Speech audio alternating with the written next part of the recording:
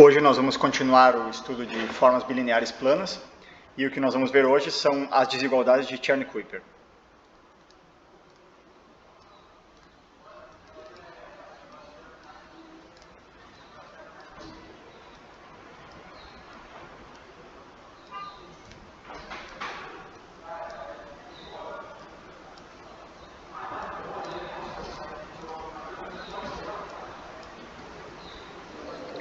As desigualdades de Chern-Kuiper são desigualdades relacionando o índice de nulidade relativa e o índice de nulidade intrínseco.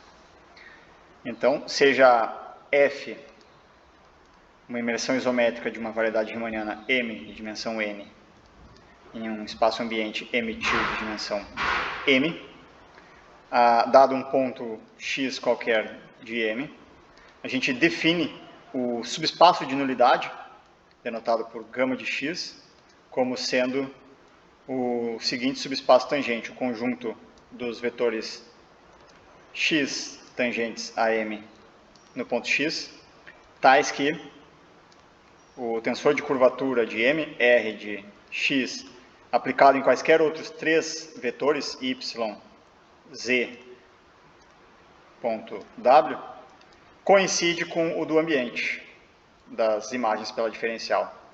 Ou seja, isso aqui é igual a R til de f estrela x, f estrela y, f estrela z, ponto, f estrela w, para quaisquer outros três vetores tangentes, para quaisquer y, z e w tangentes a M em x. Tá certo? Então, esse é chamado o subespaço de nulidade.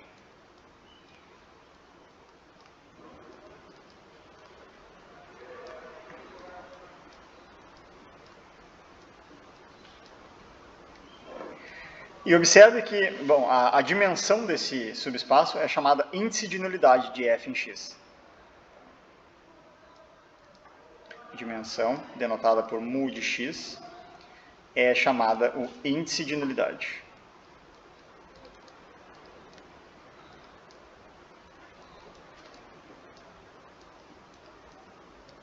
É o índice de nulidade de f em x.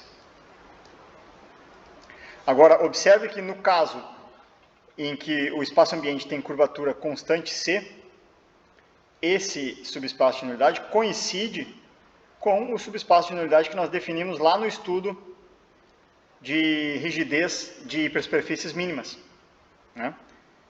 Nesse caso aqui, lembra que a gente, no estudo de rigidez de hipersuperfícies mínimas, a gente definiu um certo subespaço tangente, um subespaço de nulidade, que era denotado por gama C de x, que era justamente o conjunto dos vetores x tangentes a M no ponto x, tais que o tensor de curvatura R de x e qualquer outro y, isso aqui é uma dois-forma, né? uma dois-forma coincidia com C vezes o produto vetorial de x, produto exterior de x e y, para qualquer y.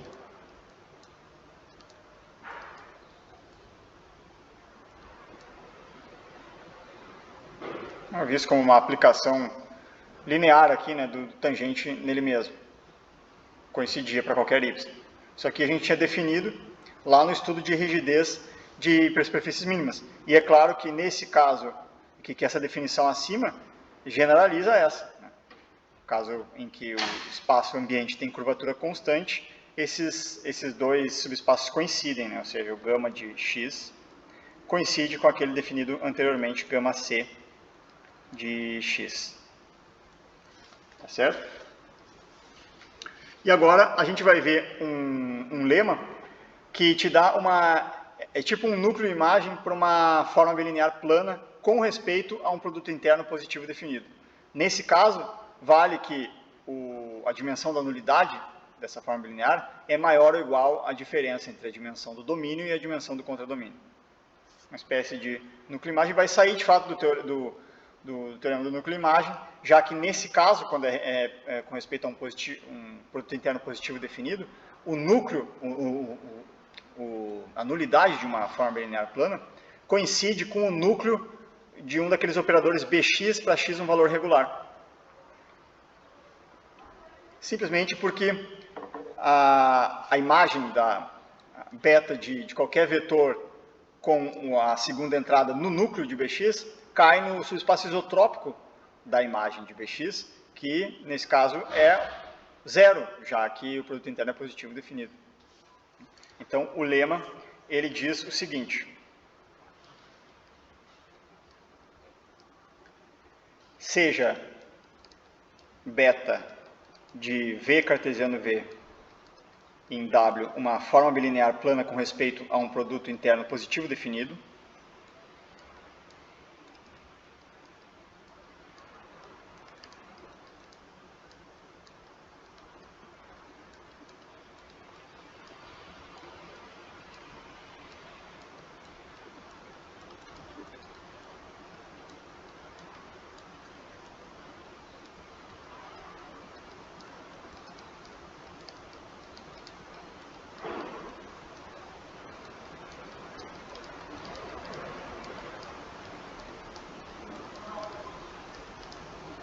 com respeito a um produto interno positivo definido, então, temos a seguinte estimativa para nulidade de beta.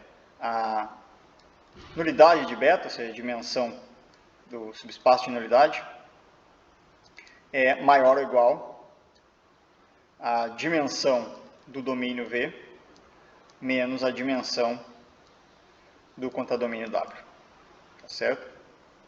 E a demonstração desse resultado é muito simples.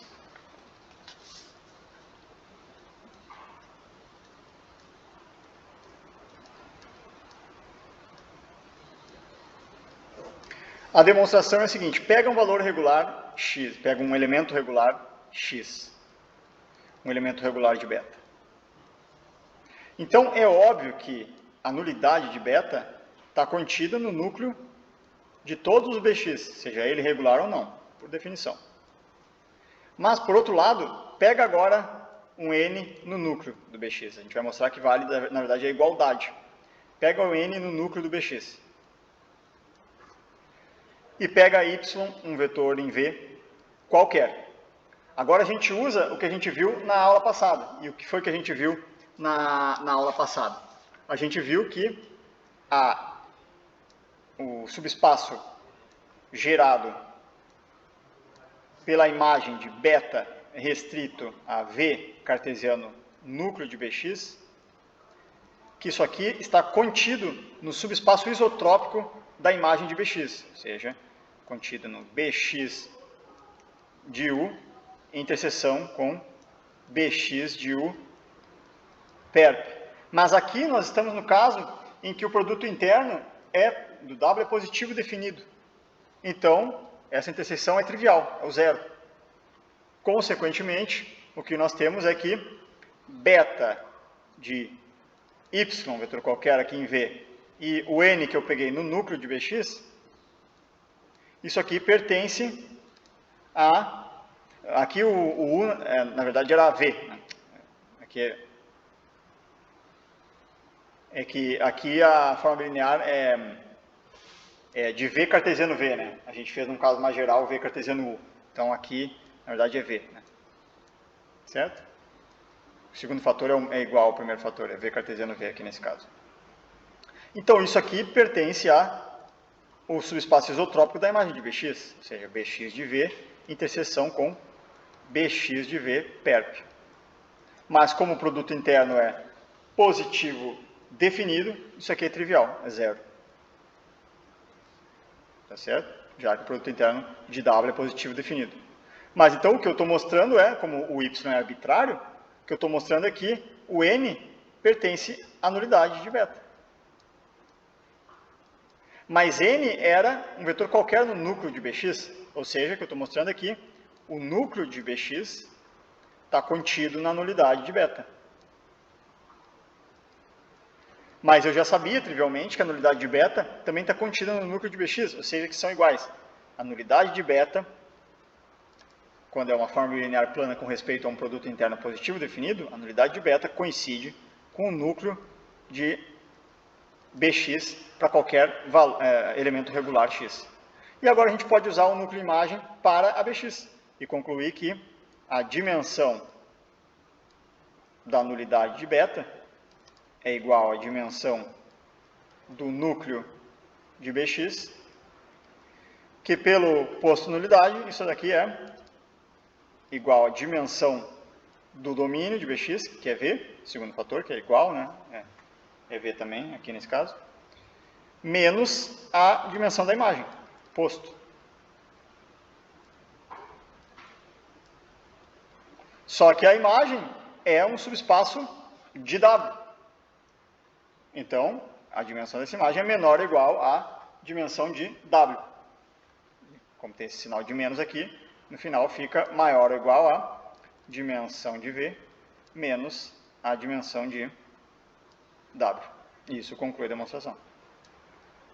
E agora a gente vai poder, então, relacionar, por meio de duas desigualdades, o índice de nulidade relativa e o índice de nulidade que a gente definiu nessa aula como sendo a dimensão do subespaço de nulidade. E essas são as chamadas desigualdades de Cherenkov-Kuiper, que a gente vai enunciar agora.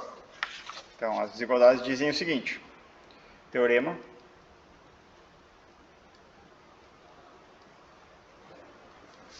esse teorema, apesar da simplicidade, tem consequências muito interessantes. E a gente vai ver isso no final da aula. Então, o teorema diz o seguinte: se f de m de dimensão n em m til de dimensão n mais p, com dimensão p, é uma imersão isométrica,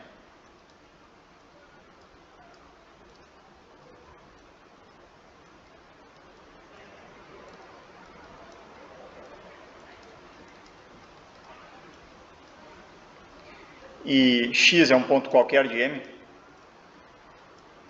então valem as seguintes desigualdades de Cherenkov-Kuiper.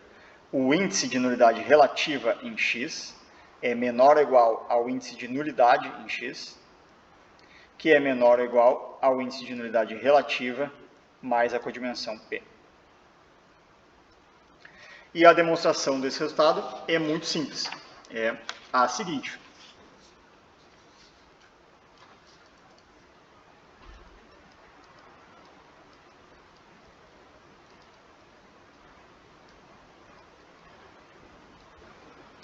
em primeiro lugar, a primeira desigualdade é direto da equação de Gauss, porque a equação de Gauss te diz o seguinte: ela te dá aqui o subespaço de nulidade relativa está contido no subespaço de nulidade. Então, a nulidade relativa está sempre contida na nulidade pela equação de Gauss, né? A nulidade é quando os tensores de curvatura coincidem. Mas pela equação de Gauss, o tensor de curvatura da M tem uma parte que é o tensor de curvatura do ambiente, mais outra parte que é a segunda forma fundamental, que se anula na nulidade relativa por definição. Então, justamente, para qualquer cara na nulidade relativa e quaisquer outros três caras, morre completamente a parte da segunda forma fundamental na equação de Gauss e fica essa igualdade aqui, ou seja, que ele cai no subespaço de nulidade intrínseca. Tá certo? Então, direto da equação de Gauss, isso implica, então, a primeira igualdade. Primeira desigualdade.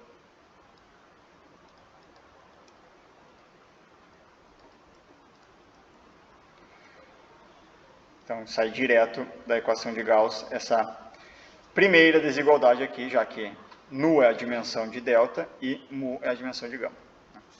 Agora, para a segunda desigualdade, vamos chamar de L o complemento ortogonal de delta em gama, já que delta está contido em gama, certo? Então, vamos chamar de L o complemento ortogonal de delta, complemento ortogonal em gama. Tá certo? E agora pega um vetor não nulo qualquer em L. Supõe que tem um vetor não nulo, porque se não tem um vetor não nulo, você está dizendo que elas são iguais. Né? Se elas são iguais, vale trivialmente. Tá certo? Então, supõe que o delta está contido propriamente em gama. que é o caso não trivial. Aí você pode pegar um cara de L, diferente de 0, para qualquer cara desse complemento ortogonal diferente de 0, o que vai acontecer? Como ele não pertence à nulidade, afinal de contas ele é diferente de 0, ele está no complemento ortogonal, não pertence à nulidade, a nulidade relativa, vai existir um y que, aplicado em xy, a segunda forma fundamental não dá 0. Certo? Então, como o x não pertence à nulidade relativa, vai existir y tangente a m em x, tal que a segunda forma fundamental não se anula no par xy. Se fosse 0 para todo y, ele estaria na nulidade relativa, tá certo? Mas, por outro lado, como o x está em gama, afinal de contas L é o complemento ortogonal de delta em gama, vale, pela equação de Gauss, que a curvatura de alfa dá 0. Tá certo? Pelo fato de x estar em gama, eu posso aplicar a equação de Gauss e concluir que a curvatura de alfa dá 0, ou seja, que alfa de x ponto alfa de y é igual a norma de alfa de xy ao quadrado. A forma bilinear alfa, segunda forma, restrita a esse gama aqui, ou a esse L, é uma forma bilinear plana, pela equação de Gauss. Porque gama é justamente o subespaço onde os tensores de curvatura coincidem para quaisquer outros 3 vetores tangentes. Então, é justamente quando a parte da segunda forma fundamental dá 0. E a parte da segunda forma fundamental dar 0, a curvatura da segunda forma fundamental dar 0, é justamente o fato de ela ser plana. Certo? Então, vale isso aqui. Mas, como esse cara é diferente de 0, segue então que este é diferente de 0. Ou seja, que alfa de xx é diferente de 0. Isso para qualquer x no complemento ortogonal, para qualquer x não nulo no complemento ortogonal de delta em gama. De modo que se eu defino a forma bilinear beta como alfa restrito a L cartesiano L, pelo fato de L estar contido em gama, a forma bilinear beta é plana, justamente pela equação de Gauss. A partir da segunda forma fundamental na equação de Gauss morre, quer dizer justamente que ela é plana, restrito a gama, em particular restrito a L. Mas o que você está vendo aqui é que o núcleo dessa beta, como você restringiu a L, é 0. Porque para qualquer vetor não nulo que eu pegue em L, estou concluindo que alfa de xx é diferente de 0. Então, o núcleo é 0. E aí eu posso aplicar, então, esse lema. Porque, afinal de contas, essa forma é plana com respeito ao produto interno normal, positivo definido, né? Esse W aqui é o normal, nesse caso. E como o núcleo é 0, eu vou concluir que a dimensão do normal, que é justamente a codimensão P, passando para o outro lado aqui, vai dar maior ou igual à dimensão do domínio, que é esse L. Então, aplicando o lema, vou concluir o seguinte. Vou concluir que isso aqui é 0, esse vem para o outro lado, é P, a dimensão do normal. Então, vou concluir que P é maior ou igual à dimensão do domínio, que nesse caso aqui, o domínio é L. Então, isso aqui é maior ou igual à dimensão de L. Mas o L era justamente o complemento ortogonal de delta em gama. Então, a dimensão é a diferença das dimensões. Ou seja, é a dimensão do maior gama menos a dimensão do menor delta.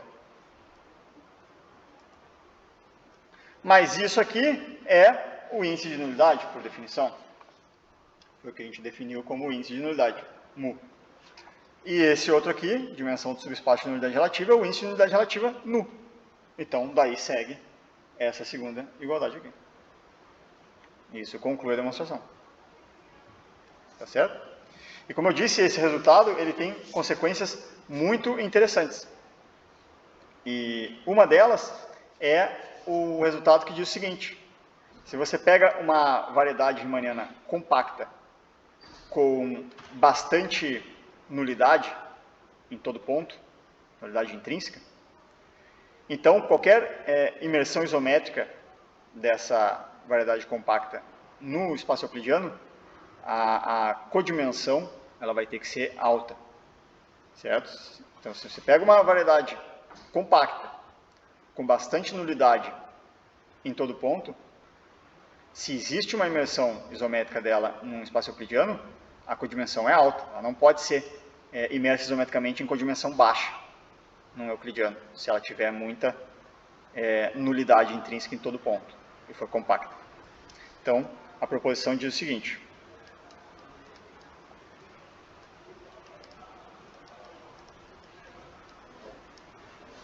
seja M de dimensão n uma variedade riemanniana compacta,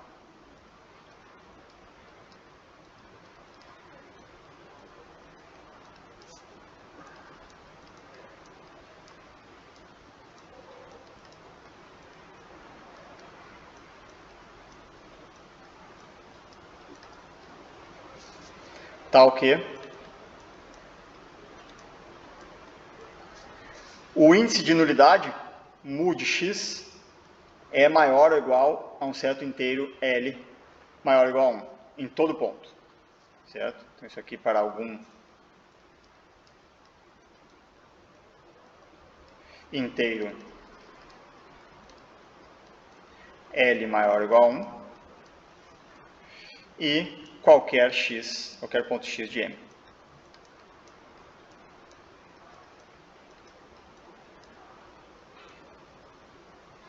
Então, se f de M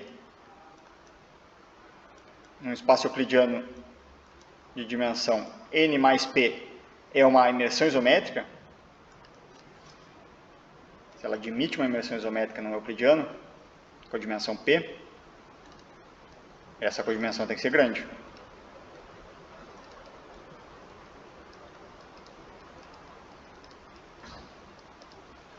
O P tem que ser maior ou igual a esse L, que está majorando o índice de nulidade em todo ponto. Então, P é maior ou igual a L. Tá certo? Então, esse resultado diz o seguinte: você pega uma variedade riemanniana compacta, com bastante nulidade em todo ponto. Nulidade intrínseca. Isso. Então, ela não admite uma imersão isométrica em um espaço euclidiano em codimensão baixa. Porque se ela admite uma imersão isométrica no espaço euclidiano, a codimensão tem que ser maior ou igual a essa L, que é a quantidade de nulidade intrínseca que ela tem em todo ponto. Certo? E a demonstração desse resultado é muito simples.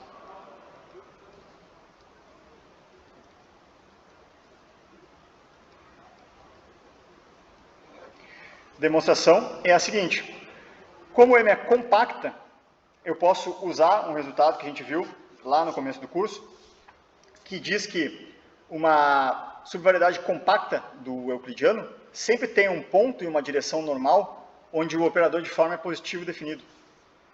Vamos lembrar, então, se eu tenho uma imersão isométrica de uma variedade riemanniana compacta em um espaço euclidiano,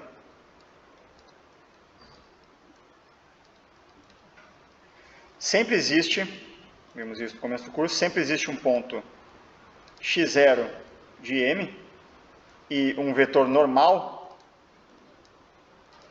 em x0, tal que o operador de forma nessa direção psi é positivo definido. Tá certo? Então, nesse ponto aí, não tem nulidade. Como tem um operador de forma positivo definido, esse é um ponto em que o índice não tem nulidade relativa. Né? O índice de nulidade relativa é 0. Nulidade sempre tem por hipótese em todo ponto, né? Mas não tem nulidade relativa. O índice de nulidade relativa é 0 nesse ponto por ter um operador de forma positivo definido. Mas, então, usando a segunda desigualdade na Chern-Kuiper, isso aqui vai dar 0 e vai ficar que P é maior ou igual a mu de x0. P maior ou igual a mu de x0, que por hipótese é maior ou igual a esse inteiro L. Como queríamos demonstrar. Então, isso conclui a demonstração. Corolário disso diz o seguinte, que se você tem uma variedade riemanniana compacta plana, agora de dimensão m, e uma imersão isométrica dela em um espaço euclidiano, a codimensão tem que ser maior ou igual à dimensão. Porque, claro, se ela é plana, aí esse L é igual a n, né? Aí tudo é nulidade intrínseca. Certo? Então, corolário.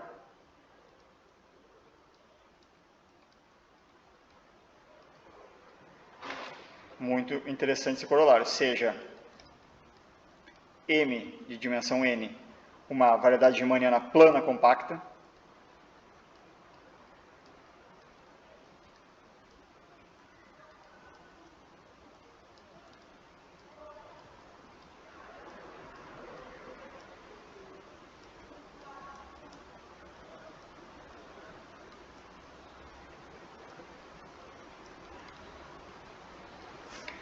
se F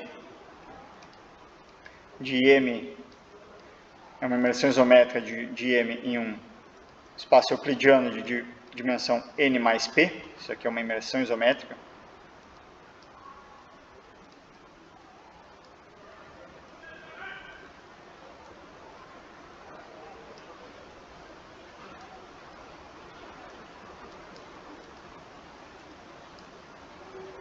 então a codimensão tem que ser maior ou igual à dimensão.